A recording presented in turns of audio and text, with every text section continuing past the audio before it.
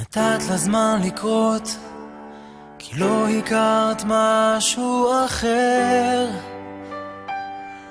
בכית בכרית בהסתר, ורק האמנת שאוהבו.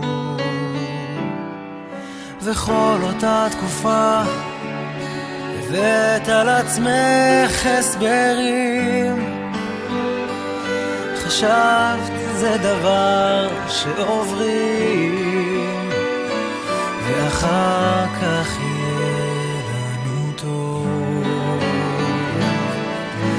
אם הוא ילך אז תתני לו, וכשילך את תדעי. אם הוא ילך תחייכי לו, אם הוא ילך אל תבכי.